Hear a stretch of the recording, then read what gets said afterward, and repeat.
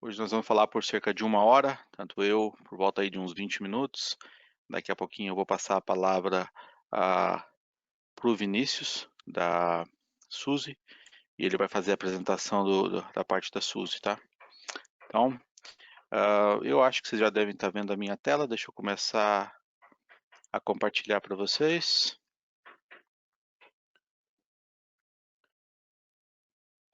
Eu acho que agora sim, já começaram a ver a minha tela provavelmente. Então vamos começar aí com a nossa apresentação, tá bom?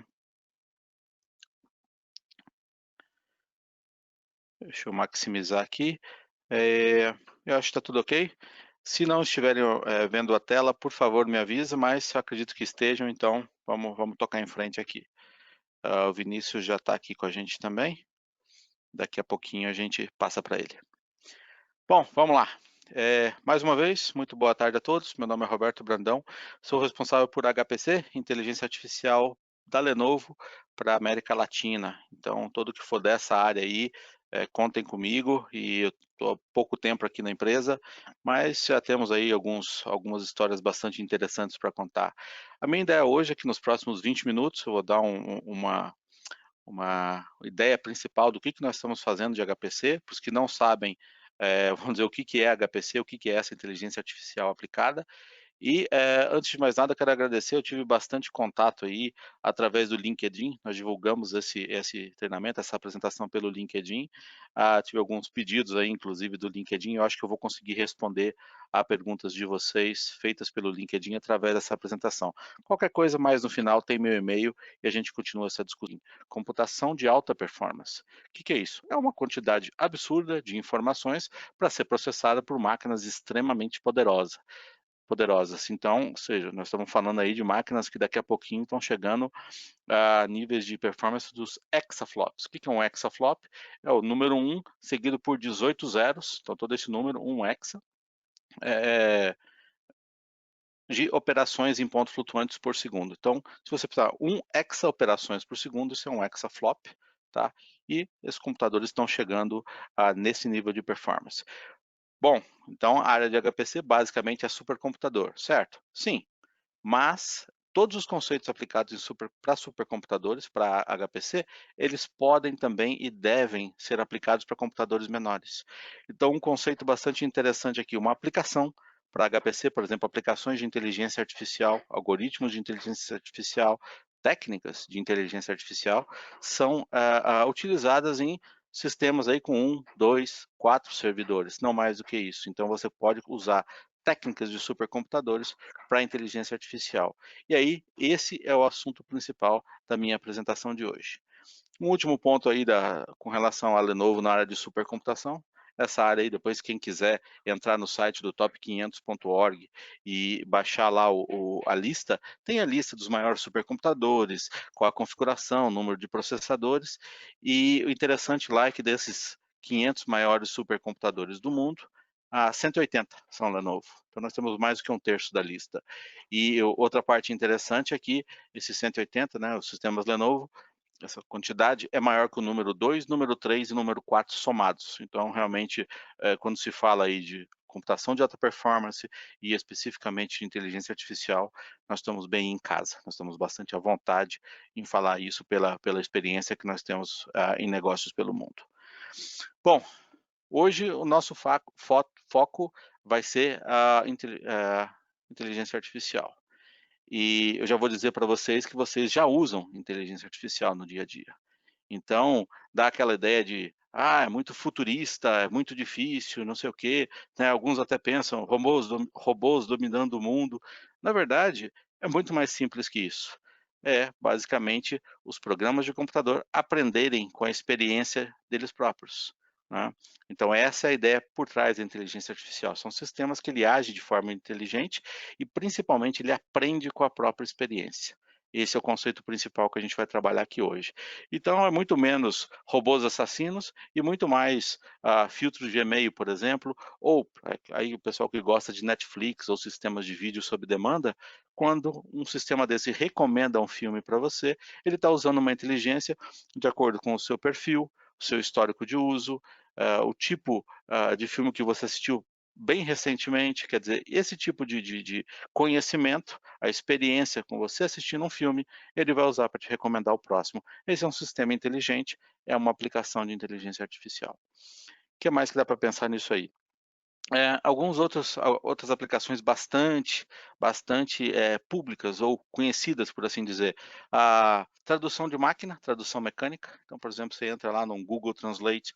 O Google é uma empresa que usa bastante inteligência artificial, então o Google Translate, ele usa aí um mix, né, um misturado de processamento de linguagem natural com tradução estatística. Então, sistemas do Google aí, eles leram vários documentos para estatisticamente saber como as palavras se relacionam, mais técnicas de processamento de linguagem natural para poder fazer a tradução para outra língua.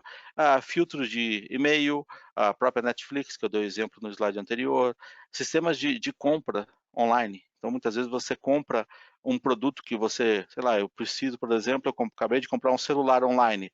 É muito fácil o sistema que te vendeu esse celular começar a te oferecer carregador, capinha para aquele celular. Por quê? Porque ele aprendeu que associado àquela sua compra, quando ele oferece aqueles produtos, muitos outros clientes compraram. Então ele vai fazer a mesma coisa para você.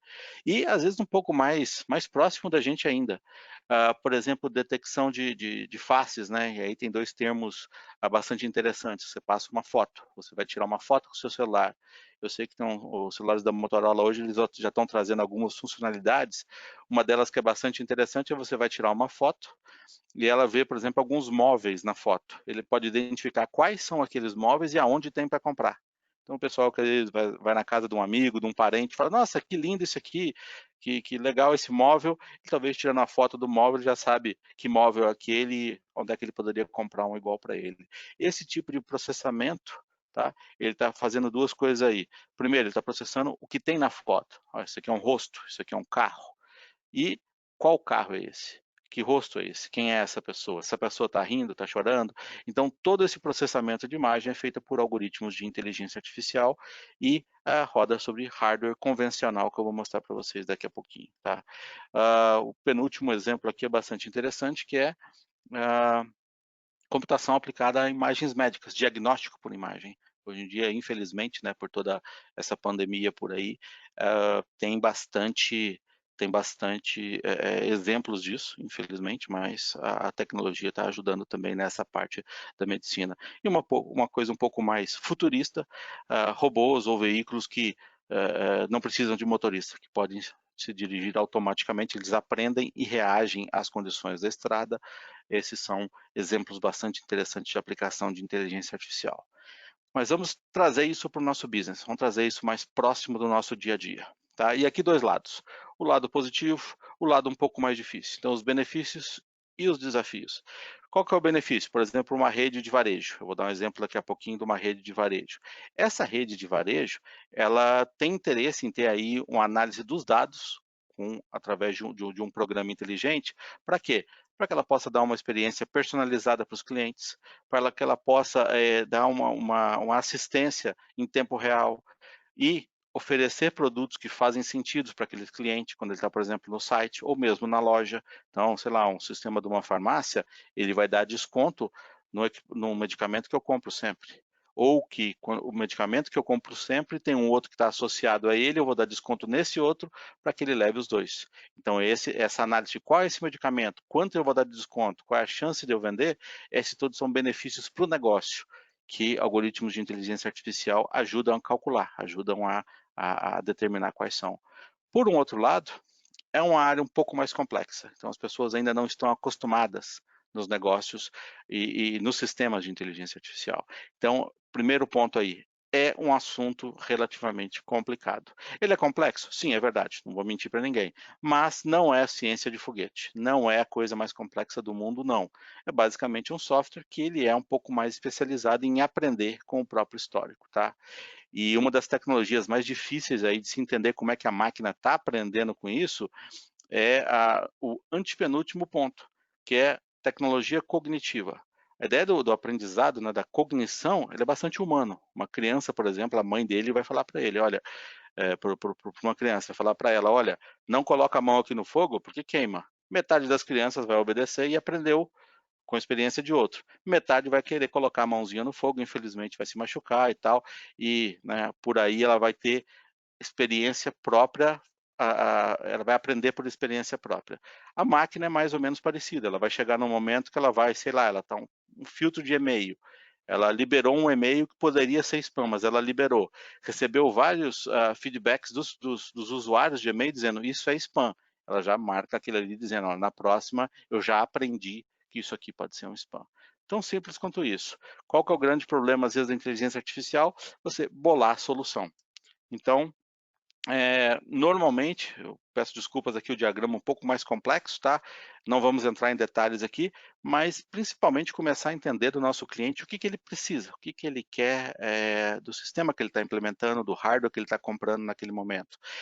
A pergunta sai do qual é o hardware que você precisa, passando por qual pacote de software você vai rodar, até como é a estrutura de dados, o que você quer aprender dos seus dados. Lembra o seguinte, dado é uma coisa, é um monte de dados, realmente, idades, endereços, nomes, o que você quer de informação a partir dos seus dados? Então, o que você quer aprender? O que você quer concluir?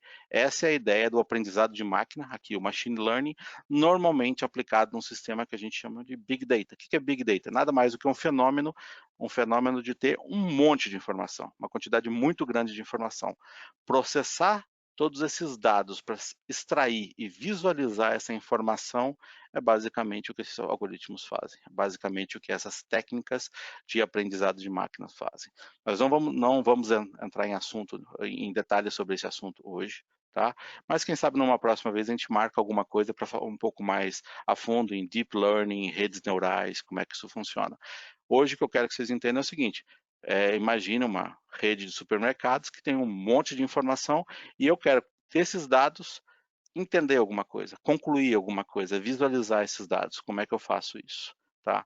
Bom, vamos jogar isso direto no hardware. Um sistema de hardware para fazer isso, o que, que ele precisa? Basicamente, é um hardware muito parecido com o que a gente já conhece hoje.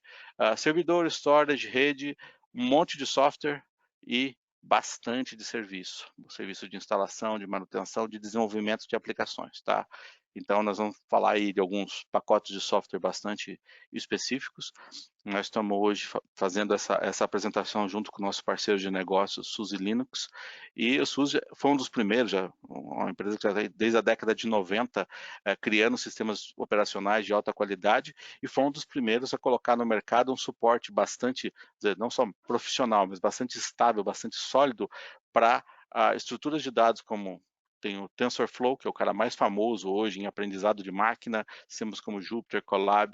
Então, esse tipo de coisa já está implementado e já tem o suporte, tanto no hardware da Lenovo, quanto em sistemas operacionais, como seguramente o SUSE Linux. Eu vou falar um pouquinho mais para frente. Então, tudo aquilo que a gente já está acostumado a fazer, né, uma configuração de servidor, de storage, de rede, continua muito parecida com o que a gente tinha anteriormente. O hardware é basicamente o mesmo. O servidor é o mesmo servidor Lenovo que você usa. Só que eu estou adicionando aí duas camadas bastante importantes. Software, tanto sistema operacional, quanto o software base, aonde vai a sua aplicação, e por cima disso aí, bastante coisa de serviço. Não vou entrar em detalhes de software, mas tem bastante gente, quem já viu esses caras aqui, esses nomes aí, já está se acostumando um pouquinho, que já trabalhou, mas eu diria que os reis da montanha aqui são esses caras, aqui são esses primeiros. TensorFlow foi desenvolvido pelo Google, então muita coisa que o Google desenvolveu para inteligência artificial está implementado no TensorFlow e é um cara free, ele não tem custo, tá?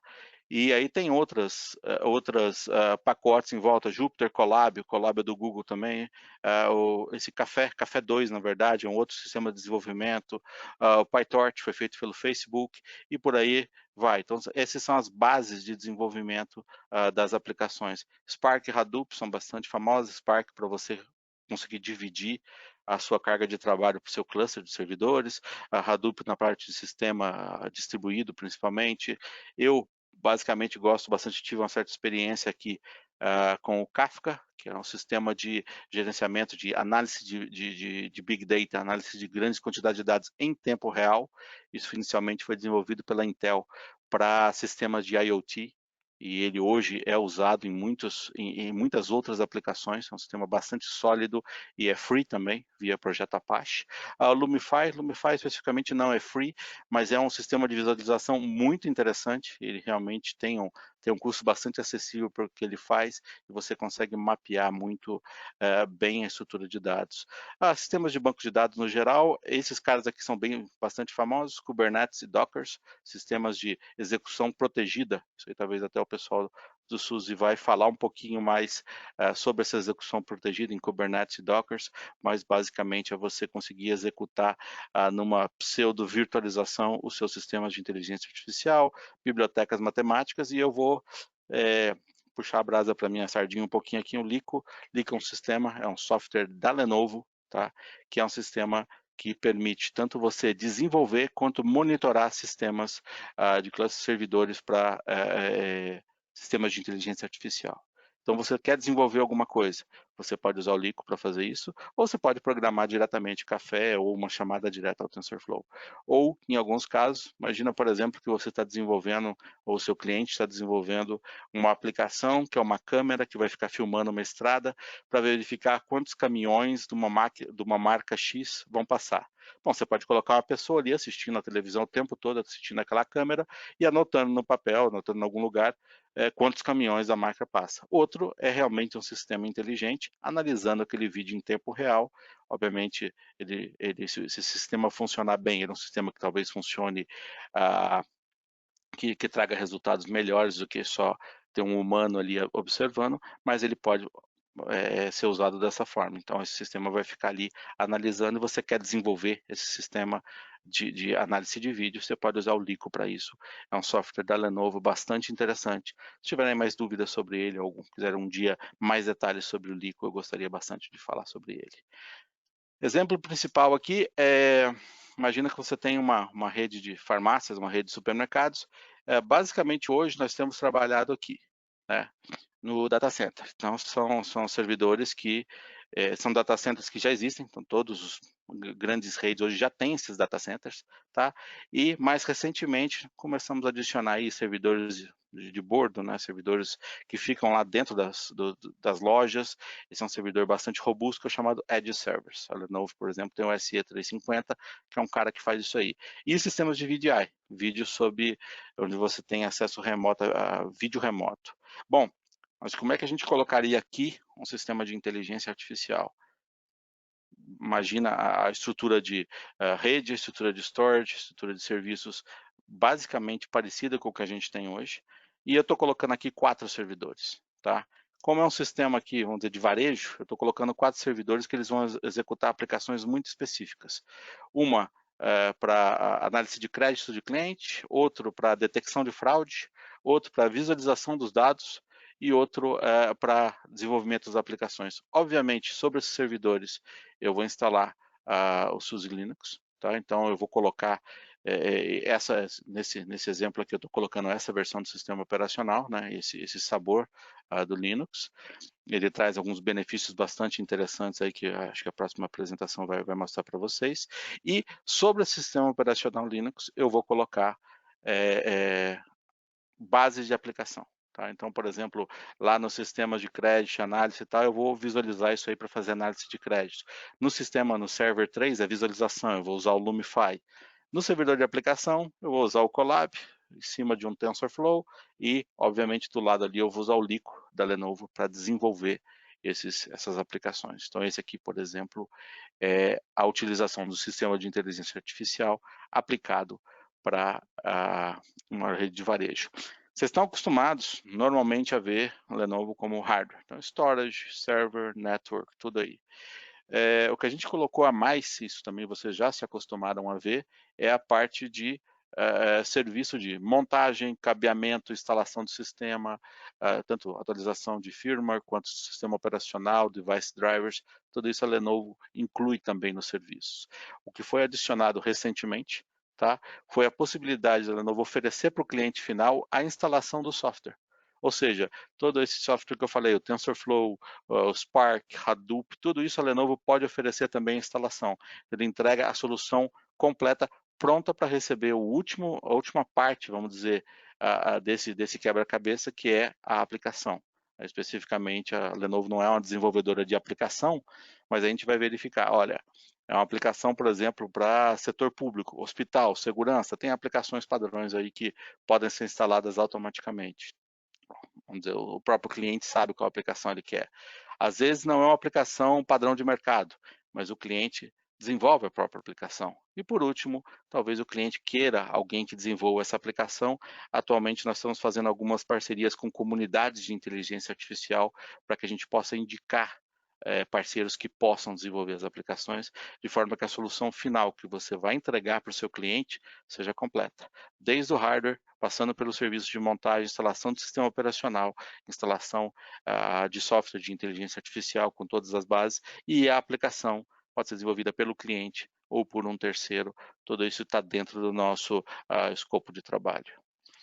Quais são os tipos de clientes? Bom, manufatura, né? Fabricação, varejo, são clientes muito, muito fortes para esse tipo de sistema. Eles querem entender quais são os hábitos de consumo do cliente, programação de produção, todo esse tipo de coisa é bastante importante para essas indústrias. Área de finanças, educação, então realmente espalhar conteúdo de educação, analisar performance de alunos, performance de aprendizado, área de finanças, a questão de detecção de fraude, análise de crédito, para que tipo de produto uma instituição financeira pode oferecer de forma que o cliente vai ter mais chance de comprar. Todo esse tipo de análise pode ser feita por um sistema inteligente. E governos, para quem gosta de trabalhar bastante com o cliente público, né, do setor público, eles estão interessados desde a análise de economia, passando aí para, obviamente, prevenção de desastres e questão de proteção do meio ambiente. Uma das áreas que eu gosto bastante é a área de popularidade, ou seja, você tem uma análise em tempo real da popularidade de um político, o que está acontecendo. Por exemplo, apareceu um político na televisão fazendo um discurso. Eu quero em tempo real saber qual é a temperatura, vamos dizer, do feedback, como é que está o feedback das pessoas nas redes sociais. Então, o sistema começa a ler todas as redes sociais associadas àquele político que está na televisão e começa a interpretar qual é a reação das pessoas. Então, esse é um sistema de inteligência artificial também. Então, aplicações existem aos montes, é realmente conversar com cada cliente para entender o que ele precisa. Era isso, bastante rápido aí a introdução do que nós teríamos que fazer sobre inteligência artificial. Como vocês viram, tem bastante coisa, a área é um pouco complexa, sim, mas não é ciência de foguete, como eu disse, é realmente entender e trazer esse problema para que a gente possa mastigar junto. O hardware é muito parecido com o que vocês já têm hoje, sistemas operacionais também, e adicionaria alguma coisa aí de software mais básico, né, de software tanto de produção de inteligência artificial, quanto a aplicação do cliente, para ver como funciona. Então, depois dessa rápida introdução, eu gostaria de passar a palavra para o nosso parceiro de negócio, Suzy, e deixa Obrigado, eu Roberto. colocar aqui. Já apareceu aí? Só tô sem apresentador. Beleza. Deixa eu passar Agora aqui foi. para você. Foi? Tá, eu estou mutando a minha parte aqui. Obrigado. Uhum.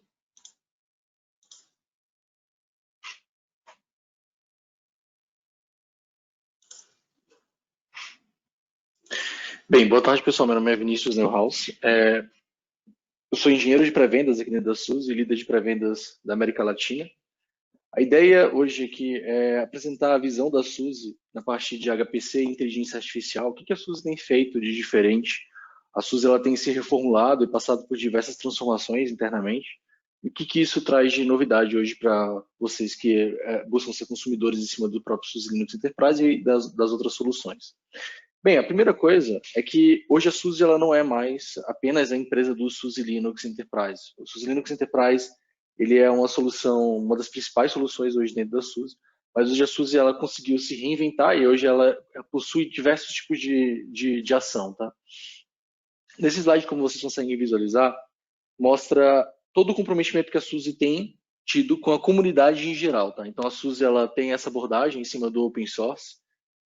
Hoje a SUSE ela se distingue por quatro áreas. Tá? Hoje, então, a gente tem a parte de Software Defined Infrastructure, onde você tem desde o próprio SUSE Linux, para diversos tipos de plataforma, então uma plataforma x86, Power, Z, como a gente já conhece, até a parte de software defined storage, tá? Então o próprio SUSE Storage está incorporado nessa solução. A SUSE ela tem todo esse comprometimento junto da comunidade, diversas outras comunidades têm se aproximado cada vez mais da SUSE, tá? Isso se dá devido à transparência que a SUSE traz em cima da parte de software livre no geral, tá? Outras 3 áreas que a SUSE comporta hoje dentro da sua estrutura é a parte de Container e Cloud Platform, tá? Com o SUSE Containers as a Service Platform e o Cloud Application Platform, tá? Então, uma plataforma como serviço e uma solução de IaaS baseada em Kubernetes, hoje também dentro da suíte da SUSE, né? Vocês ficaram sabendo das últimas aquisições que a SUSE fez, muito provavelmente essas soluções entrarão aqui dentro da parte de Containers e Cloud Platform, tá? Então, com 2 soluções aqui bem diferenciais. Então, o próprio Kubernetes, né, sendo um do topo de soluções aqui dentro da SUSE, e o Cloud Foundry também acelerando o processo de application delivery, tá? A parte de Edge Computing, então a SUSE hoje ela tem essa abordagem em cima da parte de Edge, desde o SUSE Manager, que é uma solução da gente de gerenciamento de infraestrutura e também uma forte solução para a parte de retail, e o próprio SUSE Linux hoje sendo entregue em ARM também, né? Então a gente sabe que ARM ele tem crescido bastante dentro dos consumidores da base SUSE, né? Aqui no Brasil ainda mostra ainda alguns pequenos resultados, mas a gente vê que isso tende a crescer. E a SUSE ela tem o maior portfólio de suporte em cima de arquitetura ARM, tá? Então diversos modelos de processadores e fabricantes já homologam seus processadores para se trabalhar dentro do próprio SUSE Linux Enterprise, tá? E, por fim, a parte de inteligência artificial. Então, esse é um modelo novo que cresceu aqui dentro da SUSE. Ele foi anunciado agora no SUSECon, tá? Então, ele é composto hoje pela parte de HPC e uma solução de inteligência artificial que roda no topo, em cima do topo do CAS, tá? Então, é uma área bem nova hoje dentro da SUSE. A área de HPC ela já é baseada dentro do próprio SUSE Linux, né? Então, ela já tem um certo tempo e um certo trabalho hoje dentro da própria SUSE, né? Quando a gente está falando de HPC, a gente está falando justamente desses computadores de alta performance, né? A gente está falando de diversos tipos de uso. E, bem, nós sabemos que ali as soluções no topo, dessas aplicações elas são fundamentais, né, para o uso em cima de HPC, mas o sistema operacional ele nunca deixou de ser relevante. Na verdade, ele ganha uma relevância a mais agora buscando questões de segurança e questão de disponibilidade também. Então, o SUSE 15, que é a versão vigente hoje do SUSE Linux, ele implementou diversas vantagens que trabalham com a parte de downtime e também a parte de segurança. Então, hoje se encontra como um dos sistemas operacionais mais seguros no mercado para que possa ser utilizado. Conseguimos também reduzir funções em cima de downtime até chegar próximo de zero. Tá? Então, a gente sabe que downtime de 100% de zero downtime não existe, mas nós conseguimos reduzir isso o máximo que conseguimos, até mesmo com a questão dos patches de kernel a quente. Então, hoje o SUSE Linux ele entrega uma das soluções que podem ser acopladas dentro do próprio SUSE Linux é o próprio Live Patch, que compõe a área de sistemas operacionais, onde basicamente você consegue aplicar um patch de kernel sem você precisar fazer o reboot da máquina. É bem normal que aplicar um patch de kernel, então o kernel é justamente aquela parte entre o hardware físico e a parte de software, né, onde ele vai basicamente traduzir aquelas instruções do hardware para dentro do software. É normal que nos últimos anos tenha existido uma série de vulnerabilidades em cima de kernel, né? Então, muitos de vocês até viram isso na mídia pública comum, né? Então, desde que mostrou, por exemplo, a questão do Meltdown e do Spectre. Então, isso é algo bem relevante hoje dentro da estrutura e bem assim, todo mundo hoje visualiza algum tipo de invasão em algum lugar, ou então alguma exploração baseada em cima de uma falha de segurança. Então, isso é muito relevante dentro de qualquer estrutura.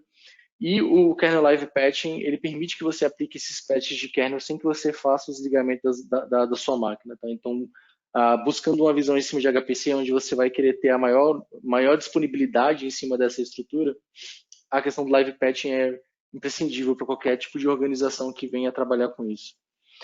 O SUSE Linux ele tem uma maneira de trabalhar, né? Ele tem essa maneira open source em cima das soluções que ele vai trabalhar. E a parte de HPC também não podia ser diferente.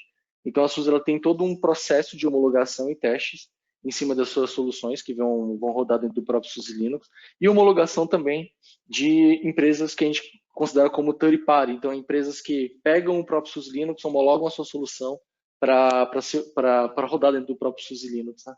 Então nós tendemos a reduzir isso em termos de complexidade ao máximo. Então, hoje, diversas empresas conseguem ter acesso ao nosso SDK e fazer o processo de homologação das suas soluções para dentro do próprio SUSE Linux. Então, soluções até mesmo como empresas como a própria Cloudera, por exemplo, já têm homologações das suas versões hoje rodando dentro do próprio SUSE Linux, com caso hoje é que rodando no Brasil. Tá? Como eu disse, o SUSE Linux ele tem, hoje ele é oferecido em dois modelos, né, os Linux para HPC.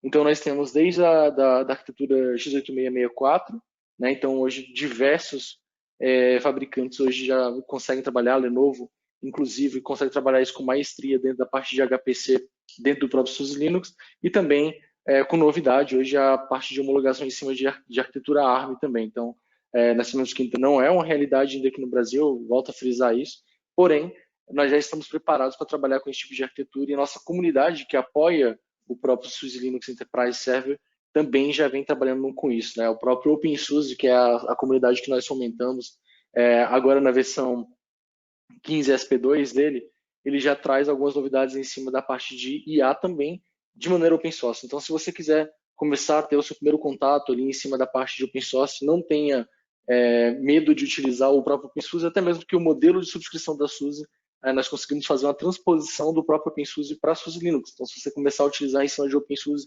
e você decidir pagar por uma subscrição da SUSE, ter um suporte integrado ali em cima da sua estrutura, a SUSE consegue fazer essa transposição da subscrição ali para dentro dessa estrutura. Tá? A SUSE ela tem um ciclo de vida, tá? E bem simples.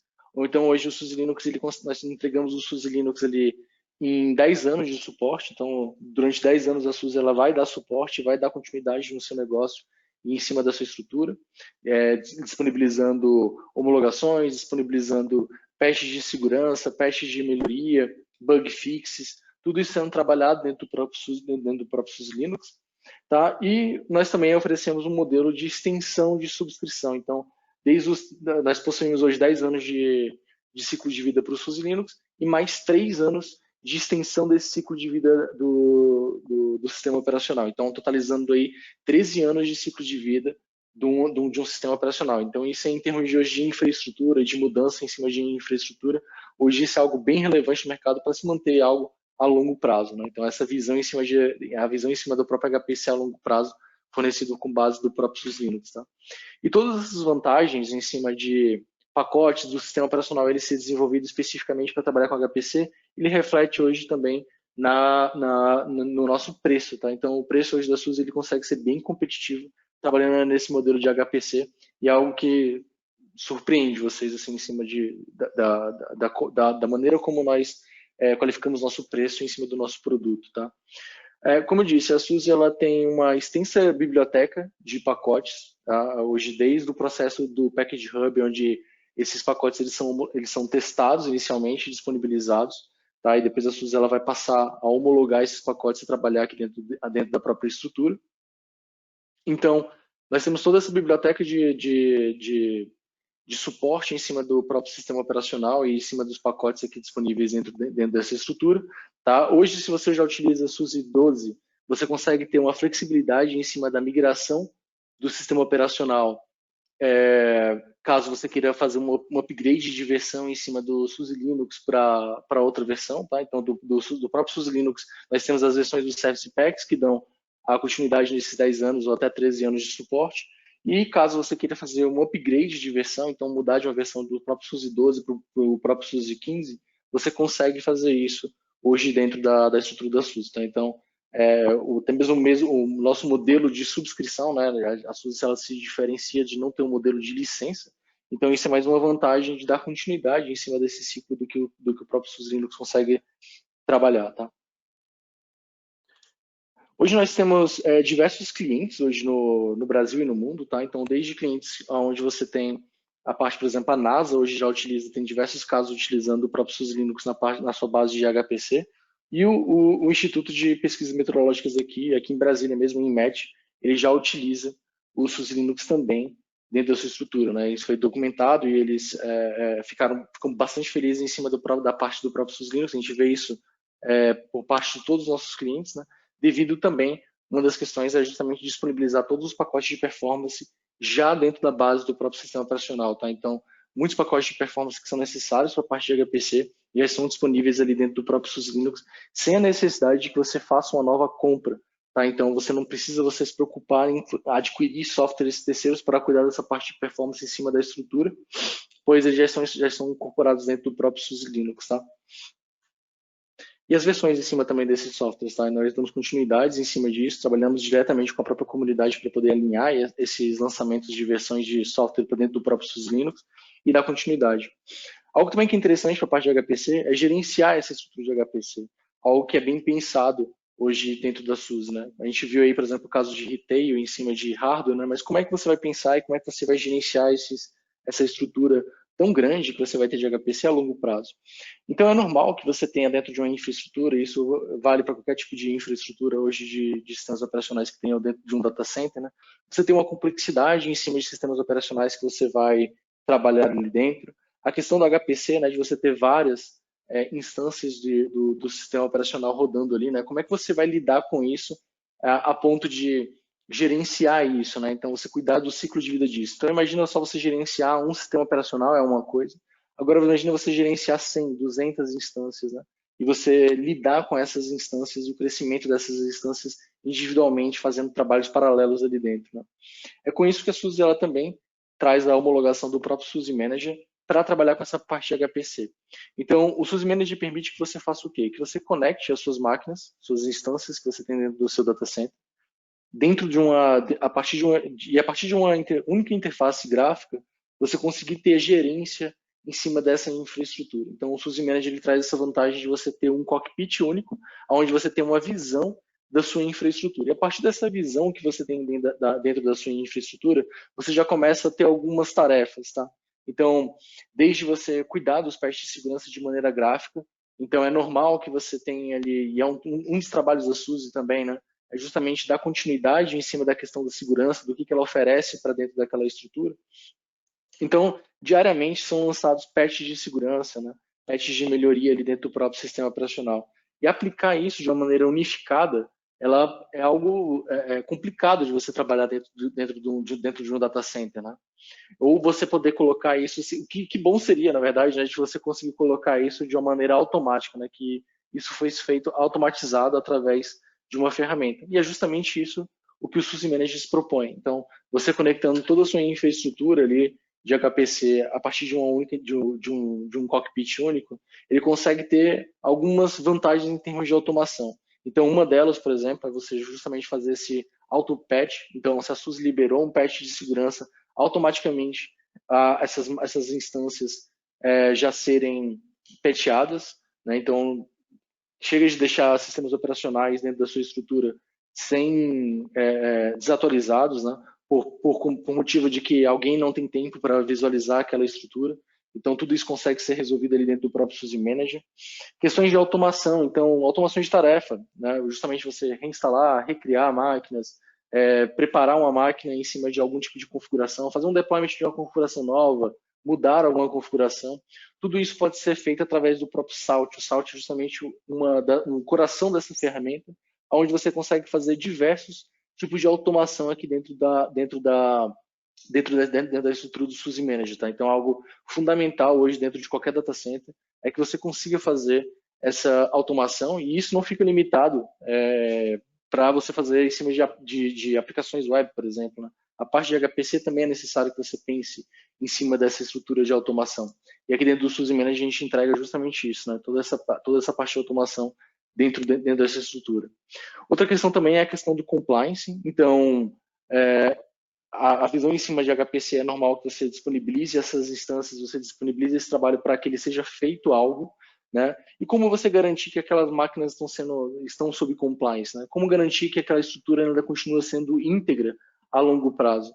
É justamente isso uma das outras funções, o OpenSCAP, que vem incorporado dentro do próprio SUSE Manager, que você consegue fazer todo esse processo de verificação em cima das instâncias das suas máquinas, no caso.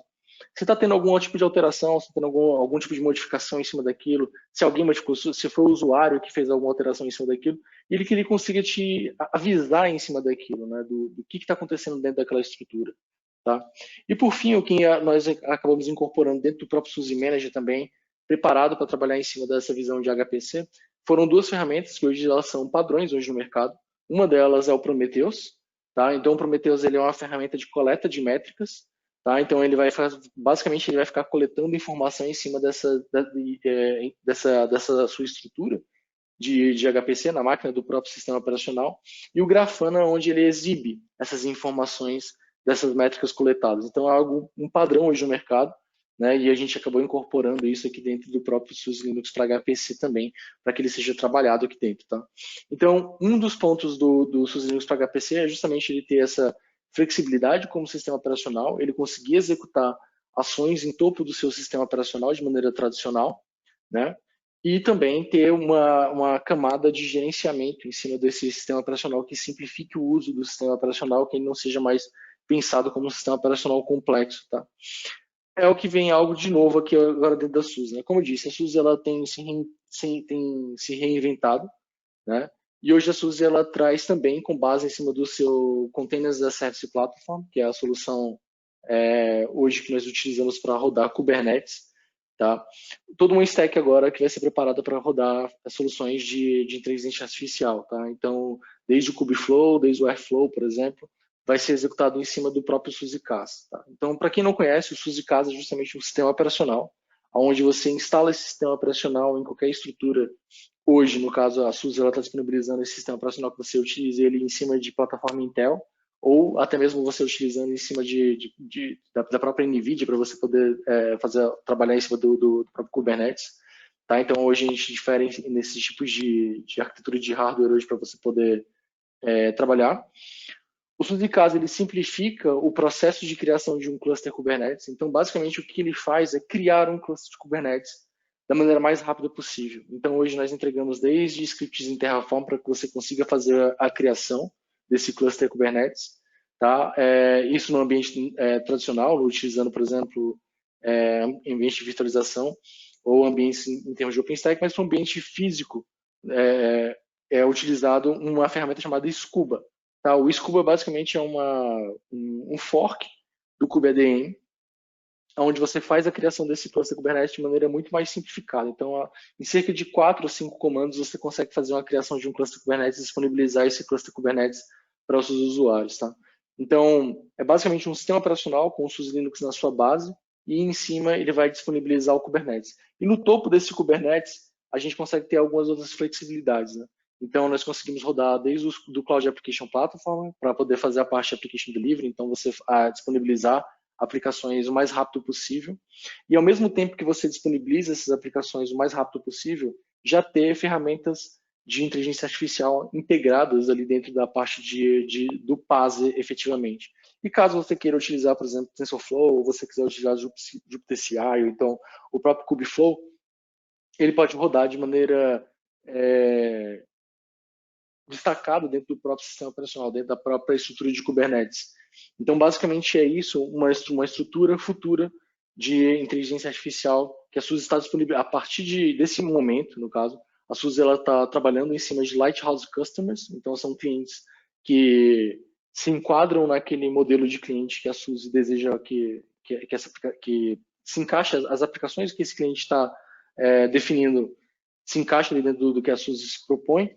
E hoje nós estamos trabalhando isso, coletando alguns feedbacks. Então, se algum cliente desejar entrar nesse modelo de Lighthouse Customer sem custo nenhum, então ele começa a utilizar a ferramenta, ele tem um acompanhamento em cima dos nossos engenheiros, tem todo o processo de contribuição, então existe todo o processo de um engenheiro estar sempre em contato, visualizando o que está acontecendo ali em cima daquela estrutura, notando, fazendo melhorias de performance, a gente coleta, lança novas versões e tudo mais.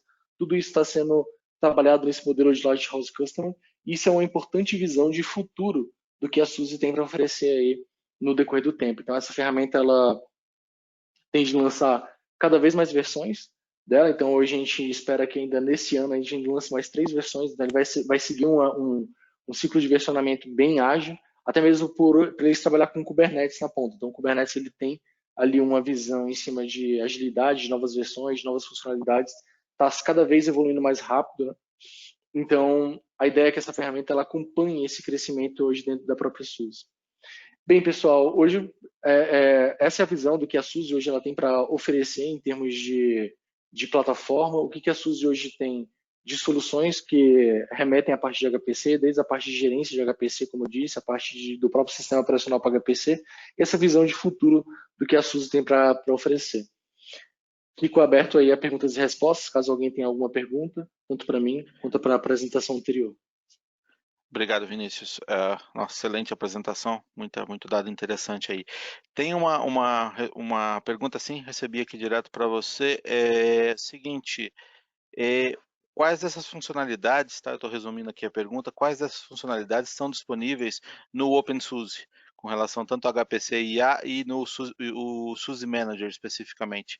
O que disso está disponível no OpenSUSE?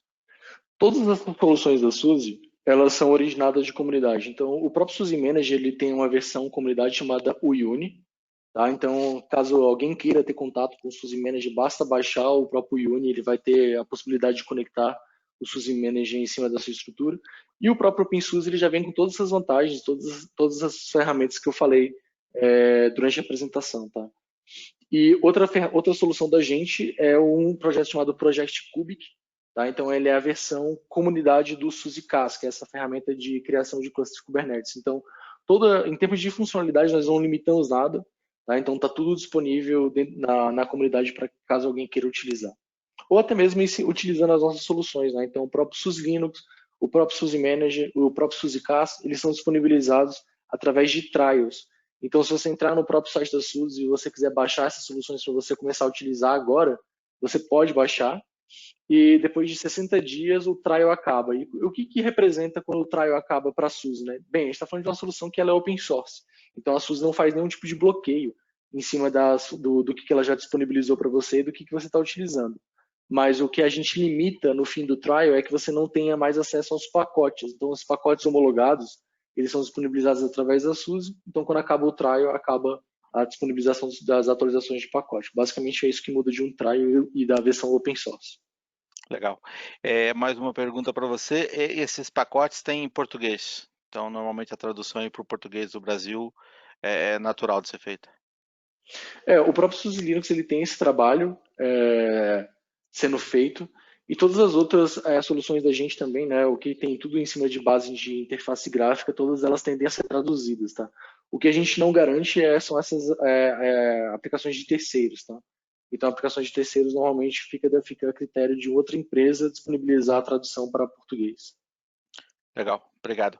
Eu acho que para SUSE Linux de perguntas tinha isso. Eu vou puxar o apresentador de volta para mim, que eu quero compartilhar minha tela, tá? Porque eu quero usar, na verdade, esse slide aqui para as duas perguntas aqui que eu selecionei, que acho que são bastante interessantes.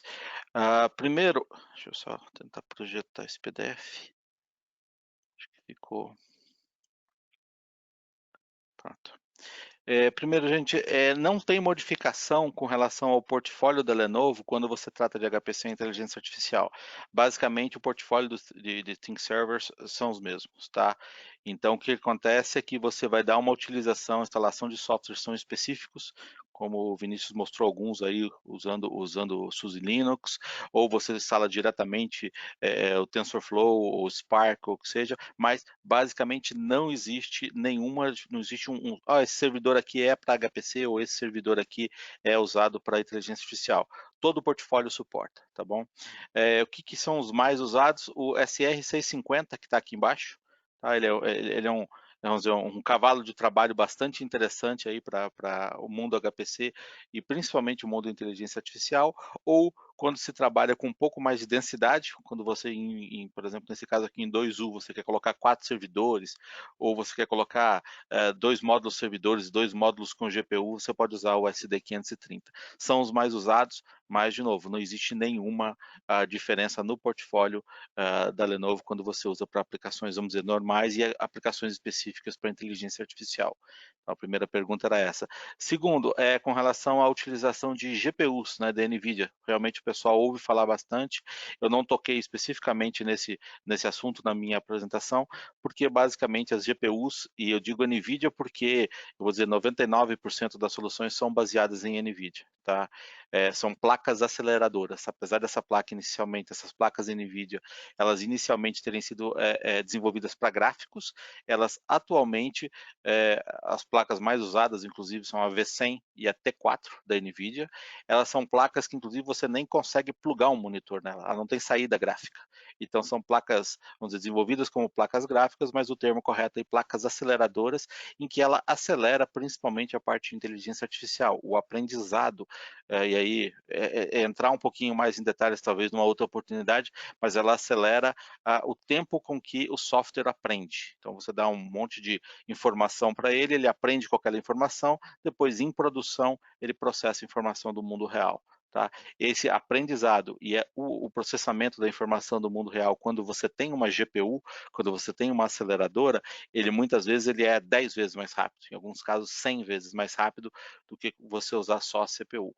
Então, respondendo diretamente à pergunta, só com CPU funciona? Sim, funciona. Tem sistemas que só usam CPU. Quem indica se vai ser acelerado por GPU ou não é o tipo da aplicação e a estrutura de dados. Mas eu vou dizer hoje, chutando um número aqui, 80% ou mais das pesquisas e da produção com inteligência artificial, elas estão usando pelo menos um acelerador de GPU. E vários desses servidores aqui no portfólio da Lenovo suportam as aceleradoras por GPU. Tá bom? Eu acho que era isso. A gente não tem mais perguntas no momento. Então eu quero agradecer a todos, tá, por essa oportunidade. Vou devolver aí os 7 minutos finais para vocês e estamos à disposição. Vinícius, mais uma vez, muito obrigado pela companhia de hoje e espero que todos tenham gostado. Eu que Obrigado agradeço a e uma todos. boa tarde.